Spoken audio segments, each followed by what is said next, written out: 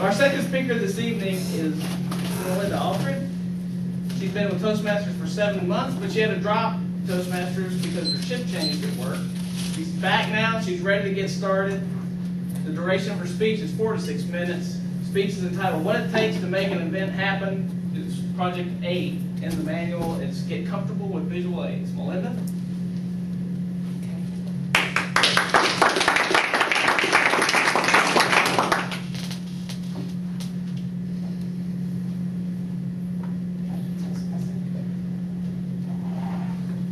First of all, I'm going to leave everything in the bag because I think that table is presentable for the occasion that I'm speaking on today. It was time for me to do my, I think it's my third speech. I've been working with Toastmasters at another site. And I was talking with Anna, and I said, I don't know what to do. And she said, do something that you feel comfortable with. And I said, okay. And she said, think about the things that you're interested in and work on that. And I chose to do event coordinator because that's what I am. In my spare time, I do parties.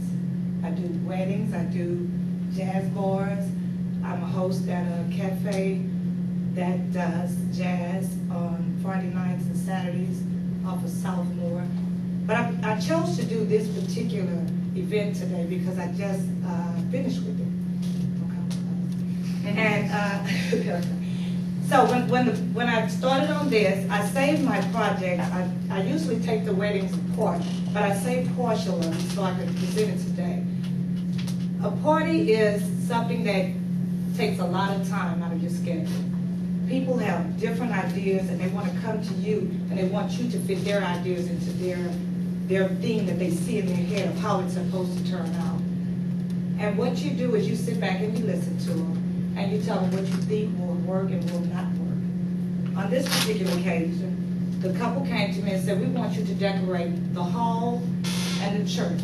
And I said, okay, that's fine, I can do that. I said, what are you looking for? Well, we want this, we want that. And I said, well, this time of year, the flowers that you choose are not in season. So let's go with something that's a little simpler. And since it's out of town, it's kind of hard for you to work with live flowers, so let's use artificial.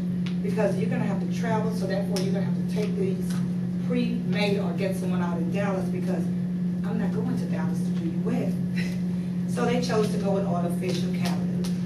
From that point, I chose the flowers. I gave them some samples that I did.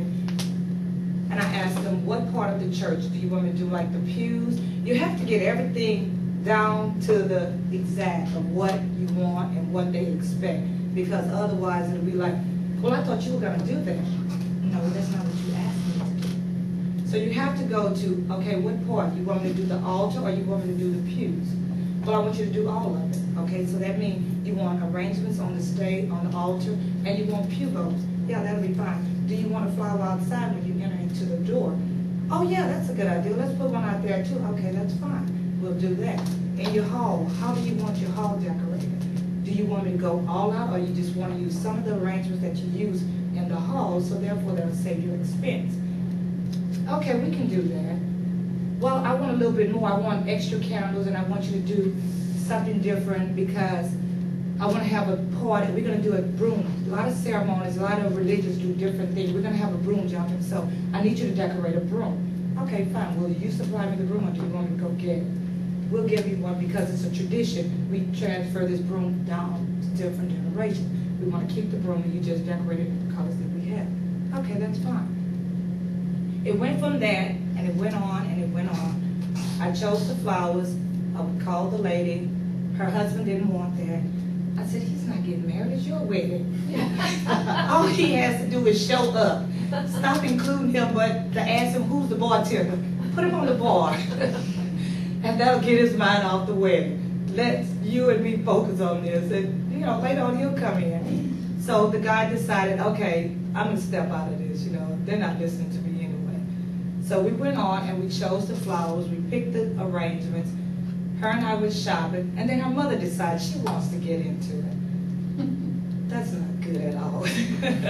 You have all these different things going on at one time. After that, 2 weeks before the wedding, she calls me frantic. The lady that's supposed to do my boutonnieres and my corsages not doing them. What am I going to do? I have no flowers for the girls. Can you help me? this is 2 weeks before the wedding. I'm working full-time. I have parties I do on the weekends that I'm planning for. Now I have to squeeze making 12 boutonnieres, 4 corsage, and 6 bridesmaid bouquets. It was a long, long week. All night I worked on them, but successfully. What I did was I bought some samples. It was 2 of the arrangements that sat on the table. I usually take everything apart, but like I said, I saved it. This is what was on her bridal table that she sat on with her cake. And as I did, I bought some more pictures to show you that I did successfully make the arrangements that she wanted in front of the church. These were the arrangements that I put, you can even pass them down. I'll stop here. Those were the boutonnieres and the flowers. These were the pew bows. This was the arrangement at the entrance when you walked through the door. And this was a final copy of the wedding table with the decorations, with the cake on it, and it was a success. Planning a wedding, a party, or anything is not easy when you're dealing with people.